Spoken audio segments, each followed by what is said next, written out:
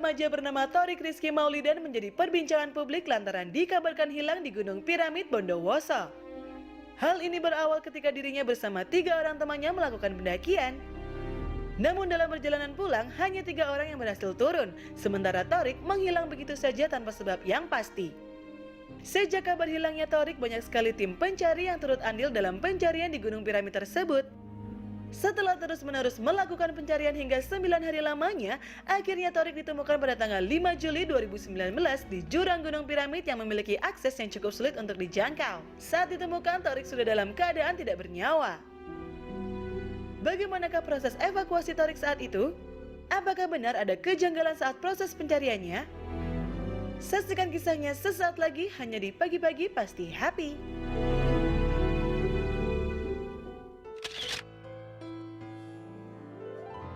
Oke, sekarang kita sudah bersama Basarnas, Bapak Prasetya Budiarto, dan juga stafnya Bapak Jeffrey Yansah Putra. Ini tim penyelamat dari almarhum Thorik yang akan menjelaskan bagaimana sih Pak kronologinya bisa kejadian kayak gitu tuh. Tapi sebelumnya mungkin kita lihat artikel dulu kali ya Pak ya. Untuk ada ya pemirsa juga yang mungkin ingin mengetahui lebih jelas kemarin seperti apa proses evakuasinya. Ini dia akhir dari pencarian pendaki Thorik di Gunung Piramid. Ya. Ini kan kita ketahui bahwa medannya memang sulit sekali ya Pak.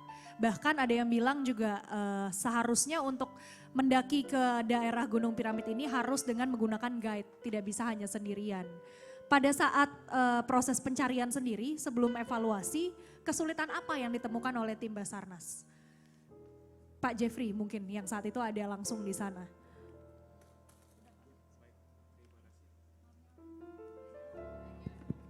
Baik. Terima kasih untuk mohon izin Komandan. Jadi untuk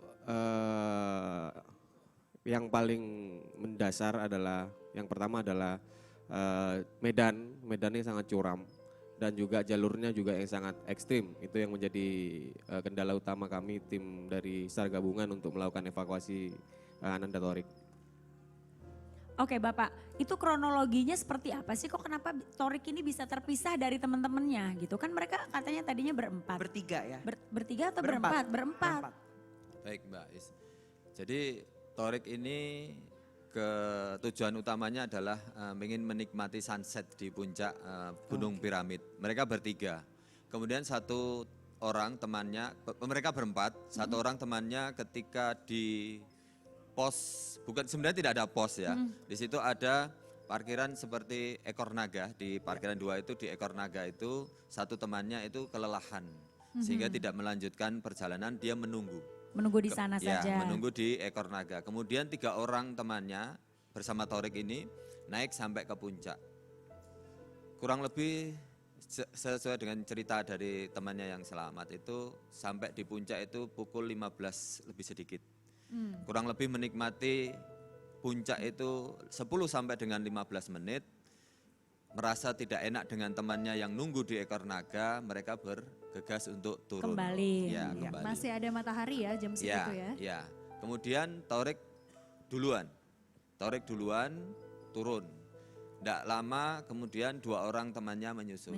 Ketika 2 orang temannya sampai di ekor naga ketemu dengan kenapa almarhum belum ada gitu. Yang tinggal itu Thoriknya belum ada. Nah, singkat cerita setelah itu udah mulai ada pencarian nggak atau mereka sudah melapor ke Basarnas atau ke orang-orang yang di... Ya, dari mereka sendiri di bertiga ini teriak-teriak memanggil-manggil Thorik. Mungkin ini yang jadi viral ya. Memanggil-manggil Thorik. Karena sekian waktu tidak ketemu sampai malam, kemudian mereka turun lapor ke pos 1, ke RT atau kelurahan di situ. Kemudian dari warga di situ lapor ke kepolisian lapor kepada kami di Basarnas karena itu adalah kondisi membahayakan jiwa Baru manusia. Basarnas mencari ke sana. Basarnas melakukan asesmen pada pukul 18. Itu sudah ke sana mencari data, kemudian karena kondisi medan yang tidak memungkinkan berapa hari sih Pak ketemunya? Thorik itu ditemukan di hari ke-12. Dari hari pertama lapor sampai dievakuasi 12 hari. Apa yang membuat proses pencarian itu lama Pak? Karena informasi yang tidak jelas dari ketiga temannya. Emang gunungnya banyak gitu Pak piramidnya itu? Kan Tidak. Lainnya kan udah Iya, jelas kan? betul, jelas. Tetapi kondisi ketika jatuh itu di mana? Oh. Last note positionnya di mana? Betul. Nah, itu baru diketahui setelah hari kelima. Karena kita melakukan semacam ada proses hipnosis. Sehingga ada kejujuran dari ketiga temannya ini. Oh iya. Oh jadi maksudnya awalnya ketidakjelasan itu mereka memberikan informasinya setengah-setengah mungkin Berbeda-beda. karena panik kali ya Pak betul, ya? Betul. Dari dasar hari kelima itu setelah disampaikan bahwa kurang lebih 10 sampai dengan 15 menit dia mendahului yang dua tadi, kita bisa berhitung. Iya. Kita melakukan SAR plan.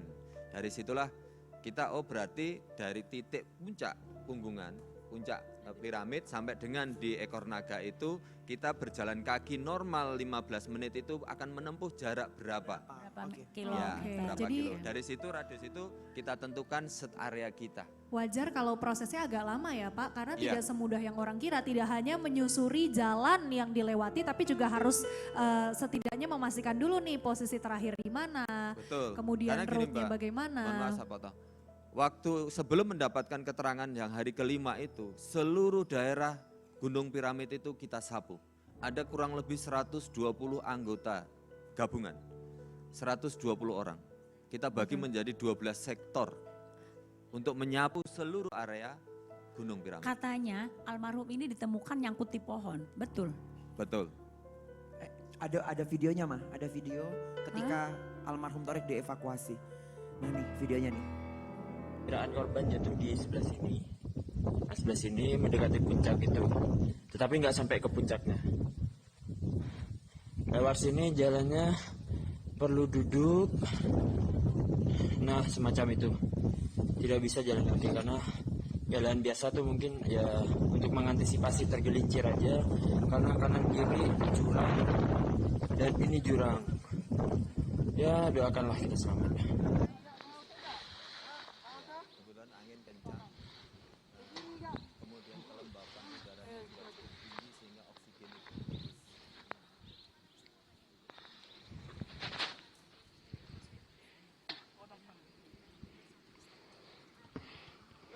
Tarik, tarik, turik.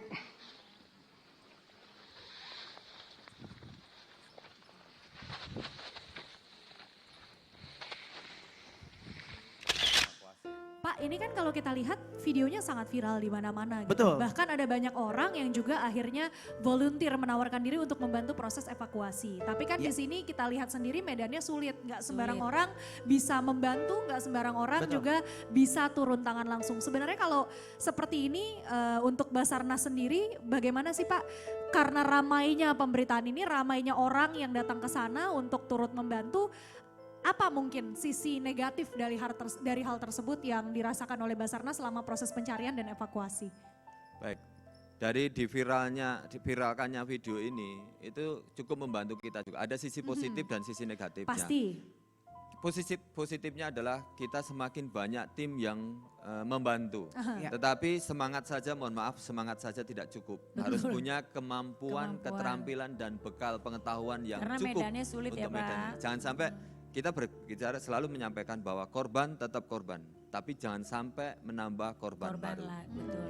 Pak, ngelihat medan yang seperti ini kan kayaknya namanya aja gunungnya piramid ya. Iya. Terus katanya kalau lewat yang tadi setapak banget itu harus merangkak. Itu sebenarnya jalanan ini, line ini boleh nggak sih untuk mendaki?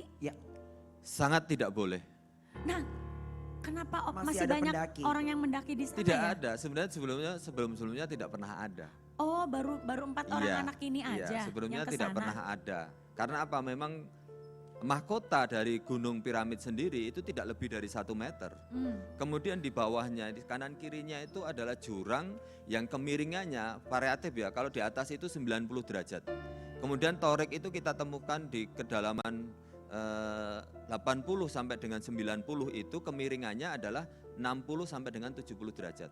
Sangat tidak layak untuk dilakukan Nah ini pendakian. himbauan juga berarti ya Betul. untuk yang mau mendaki Iya. harus cari Dan tahu dulu mana cari yang tahu. boleh, mana yang tidak nih Betul. wilayahnya. Tidak Ber- semuanya boleh dieksplor. Berbicara tentang video yang viral di tonton Media sosial. masyarakat di media sosial, itu kan ada video yang almarhum seperti minta tolong itu loh Pak ya. Oh, Tolong, iya. tolong. Dan bahkan ada juga disebarkan ada, mohon maaf, ada potongan-potongan, betul ya Pak ya, yang sempat viral juga yang dikatakan isunya adalah itu adalah Potongan dari badannya Torik. almarhum. Iya, Mungkin betul. bisa diklarifikasi Pak, Betul itu, mana yang Pak. betul dan mana yang benar, mana yang salah. Kedua-duanya itu tidak bisa dibenarkan karena yang pertama itu yang saya langsung kejar pengunggahnya Pengunggahnya. video yang dimakan harimau itu sangat tidak manusiawi, bahkan saya bilang kamu tidak lebih dari seorang binatang. Karena apa? Seandainya orang tuanya itu tahu betapa pedihnya, sakitnya hati orang tuanya. Padahal itu. begitu ditemukan kan utuh. Setelah ya. kita cek semua anggota saya kerahkan, coba cek di puskesmas, rumah sakit yang ada di situ, ada nggak mengevakuasi jasad itu? Tidak ada sama sekali. Sampai saya kejar sumbernya dari mana, sehingga satu hari, nggak sampai 1 jam itu udah down. Kemudian kalau kaitannya viralnya minta tolong, sebenarnya karena kedalaman jurang ini sampai dengan 400 meter lebih, itu Mungkin nggak kedengeran. mungkin suara pantulan dari ketika temannya memanggil-manggil Torik. Torik kalau ketika berada di lembah, ada lembah yang hampa udara itu, dia akan semacam mantulkan seperti minta Seperti tolong. bergema gitu ya Pak? Bergema, sangat bergema sekali. Gitu. Mungkin- Sehingga mungkin itulah yang dianggap Yang minta dianggap itu tolong. minta tolongnya Ya. almarhum. Ya, seandainya orang yang memviralkan itu betul-betul mendengar sumber suara tolong itu, kenapa tidak dicari pertanyaan saya? Betul. Pak, Ya kan? mungkin sekarang untuk ya kita bisa menghindari hal-hal seperti ini terulang kembali ya. Semoga tidak ada hal-hal seperti ini yang terjadi betul. lagi. Bapak selaku tim Basarnas ada yang bisa disampaikankah kepada pemirsa hal-hal apa yang mungkin perlu dihindari saat hiking atau pesan-pesan untuk para hiker yang juga ingin mendaki tanpa menggunakan jasa guidance? Baik, bagi para pendaki, kalau pendaki yang profesional sudah dibekali dengan ilmu, bahkan literaturnya banyak. Tapi teman-teman, anak-anak muda ini kadang ingin selalu mencoba. Mohon maaf, semangat saja tidak cukup. Betul. Harus menjaga stamina fisik. Karena apa? Setiap ketinggian 100 meter itu adalah satu tekanan atmosfer. Akan berbeda terhadap suhu tubuh kita. Kita harus bisa beradaptasi. Kadang yang salah lagi, teman-teman anak-anak muda itu mendaki gunung menggunakan celana jin. Itu tidak Nggak bisa. representatif sama sekali. Karena apa? Semakin geraknya tinggi susah ya, tekanannya, Pak. dia akan mengepres badannya. Sehingga akan, kemudian semakin tinggi, semakin tipis oksigen yang ada di dalam lingkungan itu. Itu yang perlu diperhatikan. Tuh, itu banyak sekali ternyata yang bisa kita dapatkan dari Ya, keterangan sebelum kita Basarnas ya. dan ilmu-ilmu untuk para hikers pemula ya. Intinya cari tahu dulu. Cari tahu, sebelum cari mendaki. tahu gunung mana yang bisa aman untuk didaki. Dan Pak Prasetyo, terima kasih banyak Ya. sudah datang ke sini. Pak Jeffrey Pak juga Jeffrey, terima kasih kasih. juga. Mudah-mudahan tidak ada lagi kejadian para pendaki gunung itu, para pendaki gunung ini mengalami kecelakaan seperti ini ya Pak. Amin. Terima kasih banyak. Amin. Ya. Sesaat lagi kita akan menghadirkan kuasa hukum dari artis yang terjerat kasus narkoba juga. Siapa lagi Siapa? sih? Banyak banget. Namanya Ada juga yang Mr. udah. Update, ini beda lagi. Nih, habis ini ya tetap di pagi-pagi pasti happy.